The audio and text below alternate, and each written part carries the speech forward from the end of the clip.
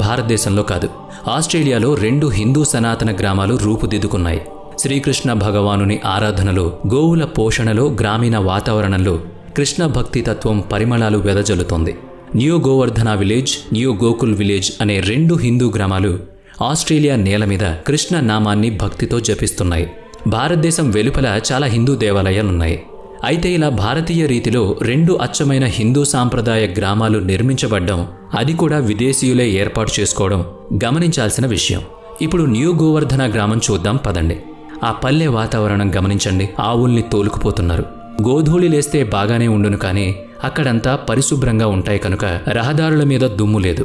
గోధూళి లేకపోయినా గోవులున్నాయి, గోపాలురు ఉన్నారు, గోపెమ్మలు ఆడుతున్నారు, అడ్డపంచెలు కట్టారు, ఉత్తరీయం ధరించారు, తలపాగా చుట్టారు, మేళం తాళం మ్రోగుతున్నాయి.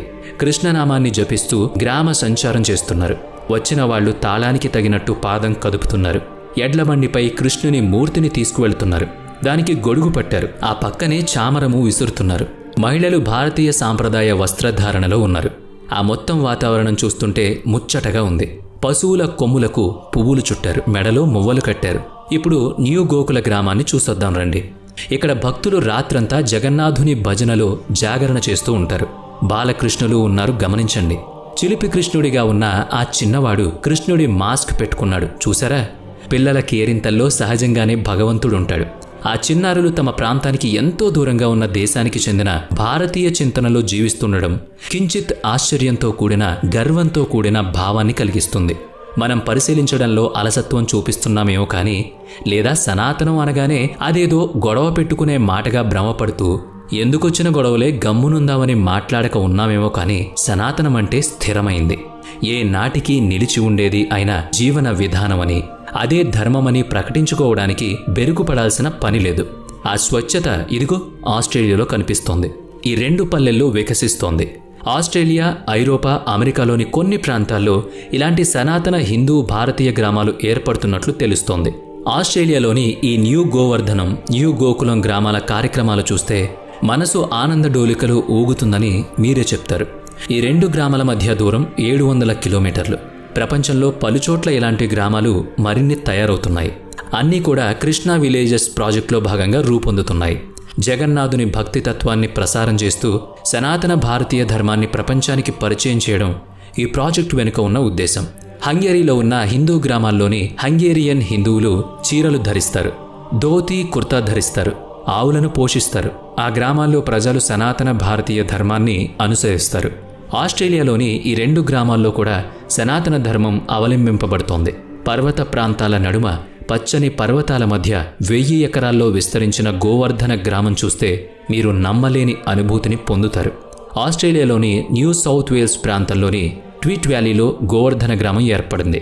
జగన్నాథునితో కలిసి గోవులతో సహా గ్రామ ప్రచారం, శంఖనాదం, మృదంగ వాదనం, తాళ లయలు, హరేకృష్ణ నామజపం, ఆ వెనుకనే సన్నాయి మేళం వింటుంటే ఆహ్లాదంగా అనిపిస్తుంది.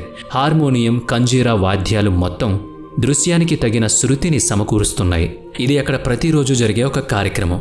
శ్రీకృష్ణుని కీర్తిస్తూ పాటలు పాడడం మాత్రమే కాదు, ప్రతి ఏడాది జగన్నాథ రథయాత్రను నిర్వహిస్తారు. సనాతన హిందూ పండుగలన్నిటినీ వేడుకగా చేసుకుంటారు.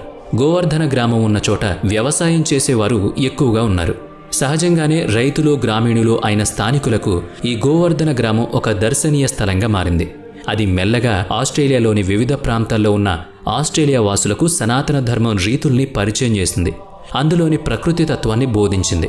ఇక్కడున్న భక్తి వేదాంత గురుకులంలో విద్యార్థులకు ప్రాచీన గురుకుల రీతిలోనే వేదకాలపు పద్ధతిలో పాఠాలు చెప్తున్నారు. సంస్కృత భాష నేర్పుతున్నారు. భగవద్గీతను వల్లివేయిస్తున్నారు. దైవం పట్ల సమర్పణ భావాన్ని అలవాటు చేస్తున్నారు. సేంద్రియ వ్యవసాయం, గోమాతను పాలించడం, ఆవు పాలతో తయారు చేయగలిగిన పదార్థాలు తయారీ నేర్పించడం, గోమయంతో ఎరువులు తయారు చేసి పంట పొలాలకు ఉపయోగించడంలో శిక్షణ నిర్వహించడం జరుగుతోంది. గోవర్ధన గ్రామంలోని కళాశాలల్లో ఏడాదంతా సనాతన భారతీయ నాగరికత, సంస్కృతి, సాంప్రదాయాల గురించిన వివిధ కార్యక్రమాలను రూపొందించి ప్రదర్శిస్తూ ఉంటారు. జ్యోతిష్యం, ఆయుర్వేదంలలో తప్పనిసరిగా శిక్షణ ఉంటుంది. ఇంతకీ ఆస్ట్రేలియాలో న్యూ గోవర్ధన గ్రామం రూపుదిద్దుకోవడానికి కారకులెవరో తెలుసుకోవాలి కదా.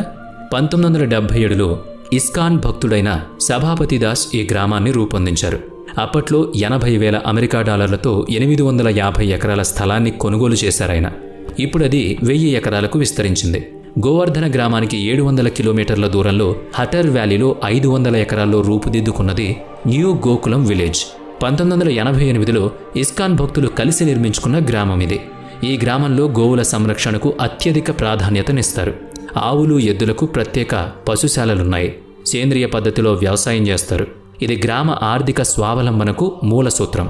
పశువుల ఉత్పత్తుల కోసం వాటిని హింసించరు, బాధ పెట్టరు, ప్రేమతోనే సాకుతారు, ప్రేమతోనే పాలు పితుకుతారు. కృత్రిమ పద్ధతులన్నవి లేవు. సహజ శైలిలోనే పశుపాలన సాగిస్తున్నారిక్కడ. ఆస్ట్రేలియాలో భారతీయ సనాతన హిందూ గ్రామాలు ఈ రెండే కాదు, మరొకటి ఉంది. దాన్ని బృందావన వ్యాలీ అని గాని, ద సేక్రెడ్ ఇండియా గ్యాలరీ అని గాని పిలుస్తారు. 13 ఏళ్ల కృషితో జగత్తారిణీ దేవిదాసి అనే కృష్ణ భక్తురాలు బృందావనం పేరిట ఈ గ్రామాన్ని నిర్మించారు. కృష్ణా విలేజెస్ ప్రాజెక్ట్ ద్వారా ఇస్కాన్ సహకారంతో రూపుదిద్దుకున్న సనాతన హిందూ గ్రామాలివి. జగన్నాథుని లీలా విశేషాల కీర్తనలతో, కృష్ణ భక్తి తత్వ బోధనలతో రూపొందిన జనహితం, పర్యావరణ హితం, ప్రపంచహితం కోరుకుంటూ నిర్వహించబడుతున్న స్వచ్ఛమైన గ్రామాలివి. ఆంధ్రప్రదేశ్లోని శ్రీకాకుళంలో కూర్మ గ్రామం కూడా ఇలాగే అచ్చమైన సనాతన భారతీయ శైలిలో రూపుదిద్దుకుంటూ ఉంది. వినే ఉంటారు కదా మీరు. అటువంటివే ఈ అంతర్జాతీయ భారతీయ సనాతన హిందూ గ్రామాలు. నిర్మలమైన సంస్కృతి, సాంప్రదాయాలకు నెలవులు. వివరాలు ఆసక్తికరంగా ఉన్నాయి కదూ. మీకు తెలిసిన విశేషాలను మాతో